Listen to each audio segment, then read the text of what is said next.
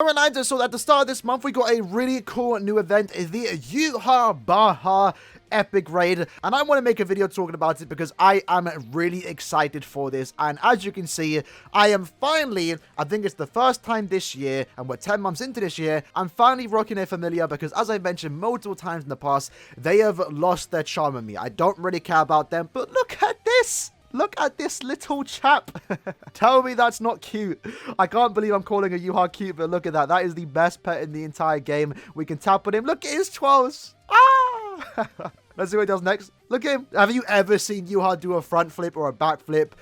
I never thought I'd see the day, but here we are. And then I believe the next one is just him sitting down. Look at that. Look at that fine little gentleman. It's cool. I like it. So I just want to talk about this epic raid, right? So I do recommend, of course, as always, farming this particular epic raid. It is going to be out for the next 28 days. And you want to make sure you farm because next month we do get the Awakened YHWACH epic raid. And at that point, if you missed out on this particular exchange shop, you are going to have to make up for it next month by doing significantly more farming. Just to give an example, we had the Telshore epic raid a few months back, and if you missed the normal version, let's say you started during the Awakened month where you didn't have an opportunity to even do the normal difficulty, you can exchange your Awakened medals for the normal medals, but the exchange rate is kind of poor. As you can see here, 19,000 is just going to get me 3,910 medals, so the exchange rate isn't that great for the most part. It's still good enough for you to buy the stuff that you need to buy, especially the pet and the materials to max out the pet if you do want to do that. But just to save yourself the soul ticket in case you don't want to do any excess farming, definitely farm this epic raid this month. Do the minimum requirements just to get the pet, the items, maybe continue to farm it if you want to,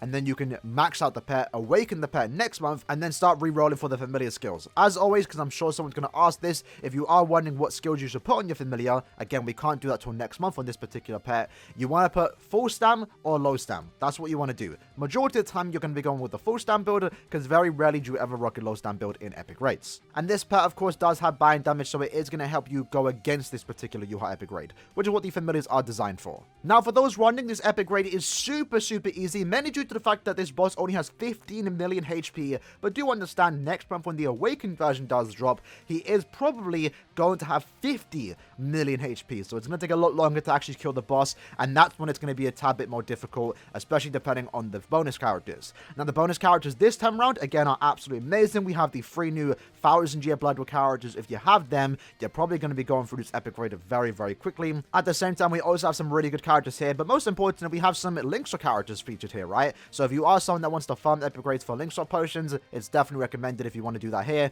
You do have Isane, you have the Momo, and you also have the Nelio. So in their case, for Power, Heart, and Mind Days, you can get those additional pots, clear faster because they're doing more damage, and you're also getting some bonus medals too. So with that said, right now the Mind one is available, so we're going to hop into an ultimate epic raid and just see if we can clear it, right? I'm actually going to do it by myself just to make it a tad bit more challenging for me, because I actually don't know the pattern because we've just been going through it so quickly. So I'm going to make it harder for myself, only use one character. This the build that we are going with. We are using a Linkshot character, so we might as well, right? We are using a Linkshot character, granted he is max transcended, just to make it a tad bit harder on ourselves, and now we're up against the Quincy King, and we also have him, look at the little YHWACH following us. Okay, so we have the shield to make it easy on ourselves, so it does look like he does like a cross attack, and it obviously is using attacks based off the Mind YHWACH that came out, what, like 3 or 4 years ago? Kind of cool. So far, so good. We can easily just dodge these attacks. None of them are that hard. Is that the first wave done, though? So he's going to do a rear shield, which is, okay, kind of cool. So he's going to actually put a shield at the back and then do attack in front of us.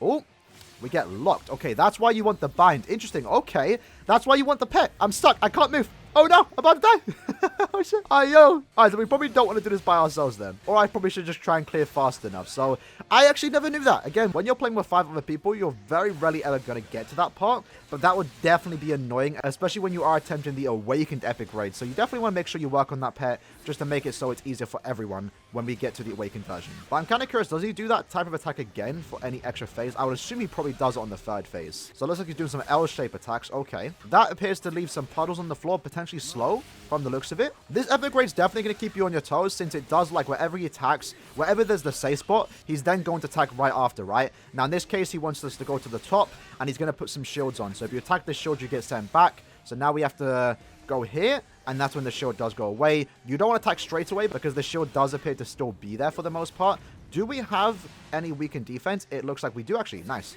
Let's do that. Let's not get pushed too far to the back when we get paralyzed. And let's try and do as much as we possibly can while the weakened defense is still activated. Oh, no. I think we're dead, boys. Ah, no. Come on. Come on. So close. Unfortunate. So we did die there, but that's perfectly fine. We weren't really going for a fast clear time. I wasn't even trying to clear at all. I mostly just wanted to see what the attack pattern was like by myself, because when you're in a full lobby, because the boss only has 15 million HP, you're not even going to get to that point where he can even bind anyone. So let's hop into a full lobby. Let's see who actually joins us this time around. All right, so we opened up a room. A bunch of Link's characters joined instantly. I know I could ask for, you know, bonus characters, but at this point, the boss's HP is already super low. Again, 15 million HP. We don't even need bonus characters to clear it. We're better off bringing Link's characters, get those extra drops, and most importantly, maybe make it hard on us so we can actually enjoy it just a tad bit, because if you're clearing so fast, I mean, you can't even learn the pattern. Like, how many of you, like, in the comments have actually learned the pattern of this boss? I'm pretty sure no one, because you clear too quick. In this case, you can already see, right, we're barely going to get to the point. What, 9 seconds in, already onto it, which in a way is kind of like bad to a certain extent, because when we do get to the awakened version, again, the boss's HP is going to increase drastically from 15 million to potentially 15 million, to the point where, you know, you're not going to know the pattern. And people are going to be in a rude awakening for the most part when you just get caught off guard, especially if YHWACH's attacks are going off super quick, quicker than what they're going off right now. But in this case, we were actually able to get a 29-second clear time, full to the brim of Link's characters. Not too bad. And at the same time, with Kisuke, you know, Kisuke's already broken. He's by far one of the most valuable main characters in the game, and has been like that for the last couple years since his release back in 5th anniversary. A lot of people have him 5-5 max transcended like myself, and you can almost just auto the quest for the most part and get all these extra goodies, right? 39 pots on average is what you are going to get. So again, as always, if you are wanting to farm links or potions, this is the time to do so. 30 seconds, and just like that, we got all these extra bit of drops. When the awakened version does drop, on average, he gives around 10 more pots, so we're getting like 50 pots with a full link shot run. But again, remember, the awakened one's going to have like 35 more million HP, so it is on average going to be a lot slower compared to this one. So it really comes down to, if you want to farm links or potions now, you're getting quicker runs, but you're getting less pots. Or next month, you're getting more pots per ticket, but you're also probably clearing significantly less faster. So overall, I just think it's really cool that we have our first piece of 1000-Year Blood War content in the form of the 1000-Year Blood War YHWACH, the Quincy King YHWACH epic raid. It's going to be a fun one, especially when we have to learn the pattern in the awakened difficulty. And just look at the pet. Look at him. Hopefully we get a remake of this YHWACH sometime in the future, like base form for the most part. Look at this. This is just so cool. We have like dad and his little son just walking around the map. It's like a dad just trying to protect his son. It's actually really cute. I like it. But yeah, this is definitely going to be a pet that I'm going to be using over the next...